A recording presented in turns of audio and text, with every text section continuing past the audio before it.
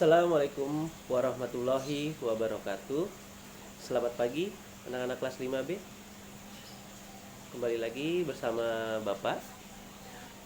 Bapak kali ini ingin menjelaskan tentang materi ide pokok dan kalimat pendukung atau kalimat penjelas.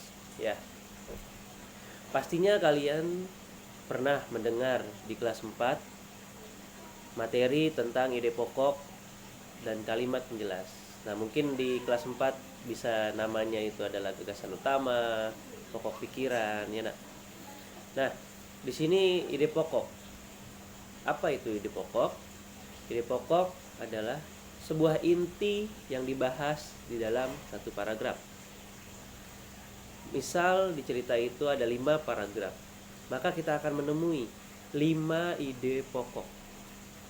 Ide pokok bisa kita temukan dengan membaca paragraf tersebut. Paragraf tersebut membahas tentang apa? Nah, ada contoh di halaman 4 buku temamu 3 dan 4. Itu ada contoh ide pokok di paragraf pertama.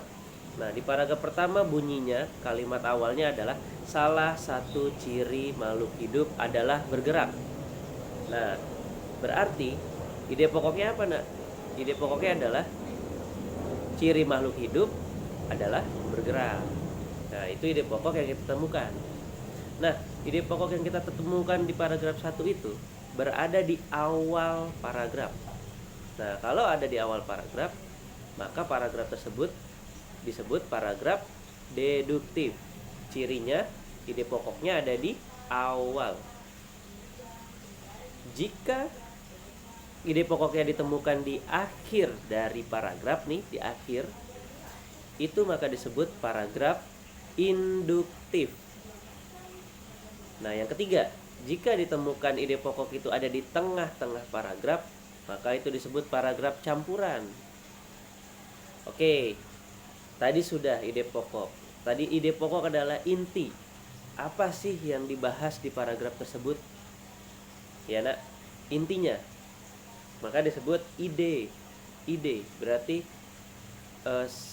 sebuah paragraf ini menceritakan tentang apa.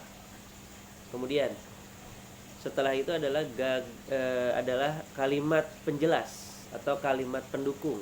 Apa yang mendukung dari ide pokok tersebut? Tadi salah satu ciri makhluk hidup adalah bergerak. Kita buat kalimat penjelas dan pendukungnya.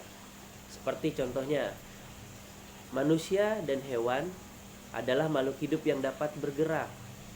Mereka menggunakan alat geraknya untuk berpindah tempat, berlari, berjalan, melompat, berenang, terbang, melata, menggali, dan lain-lain. Nah, itu adalah kalimat penjelas yang mendukung, yang menjelaskan dari inti yang sudah kita temukan. Itu disebut kalimat penjelas atau kalimat pendukung. Nah, sekian materi yang bisa Bapak sampaikan tentang ide pokok dan kalimat penjelas. Jika penjelasan dari Bapak masih kurang kalian pahami, kalian bisa cari referensi dari YouTube, bisa dari Google, ya nak, untuk dipelajari, bisa dari buku. Karena kesempurnaan hanya milik Allah, dan Bapak hanyalah manusia yang tidak luput dari kesalahan. Terima kasih atas perhatiannya, telah menyaksikan video dari Bapak. Bapak ucapkan terima kasih dan assalamualaikum warahmatullahi wabarakatuh.